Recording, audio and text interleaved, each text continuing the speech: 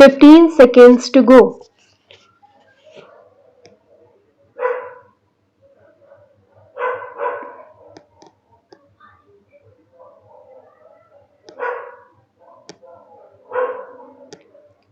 Now, sir, honorable members will recall that the bill was introduced in the House of the People on the 2nd September 2003.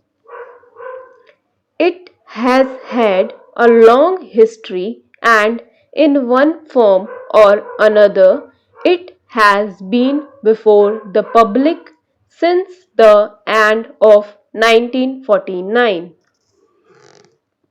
In the statement of objects and reasons, the various stages through which the bill has passed since 1946 have been summarized, and I need not recapitulate on this occasion the circumstances in which the then Government of India took the decision in early 1946 to initiate an inquiry into the reform of our company law.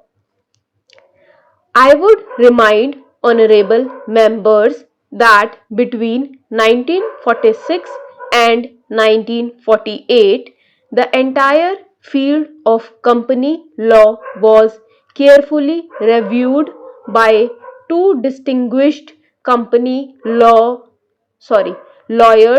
who were appointed to recommend the broad lines on which the present act should be revised. Their recommendations were examined in the then Ministry of Commerce, and certain tentative departmental views which emerged were circulated in a comprehensive memorandum to all recognized trade and industrial associations, bar associations, the high courts, and the state governments.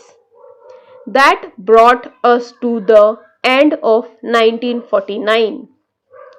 Many representations on this memorandum were duly received from chambers of commerce, trade and industrial associations, state governments, and the general public.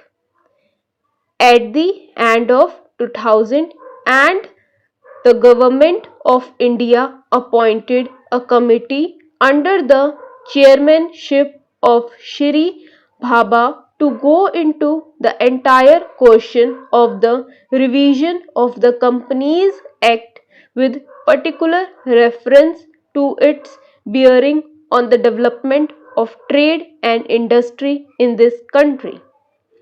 This committee examined a large number of witnesses in many parts of the country and submitted its report in March 2002. This report again was circulated to all state governments, chambers of commerce, trade associations, high courts, and many other bodies. At the same time, a special officer was appointed in the Department of Economic Affairs, Ministry of Finance, to examine the report in the light of the views received from the interested public and to submit proposals to government for the revision of the present act. The bill now before the House is based largely on the recommendations of the Company Law Committee, modified in a few particulars.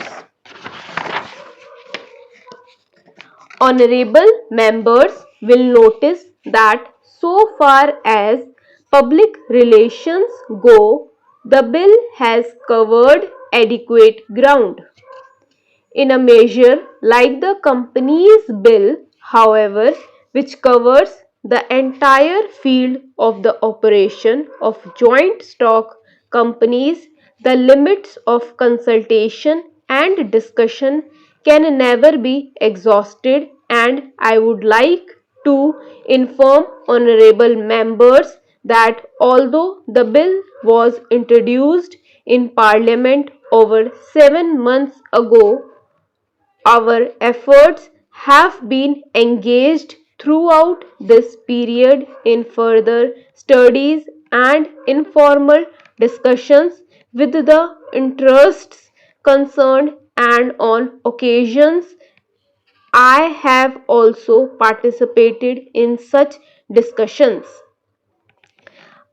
I have also given some further thought to some of the issues arising out of the bill, and I propose at the appropriate stage to bring before the Select Committee any changes in the provisions of the bill which seem to me to be worthy of consideration in the light of this further examination.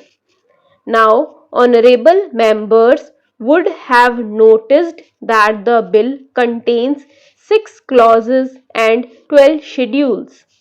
I think it is probably one of the longest legislative measure in recent legislative history, but its size might be regarded as misleading unless I make a few comments.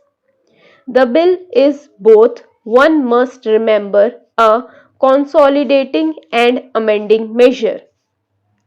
As mentioned in the statement of objects and reasons, this is the first opportunity which has occurred since 1923 for the consolidation of the Companies Act. Advantage has been taken of this opportunity to redraft several long and complicated sections in the present Act, which have been split up into a large number of clauses. This is the largest single factor accountable for the increase in the number of clauses in the bill.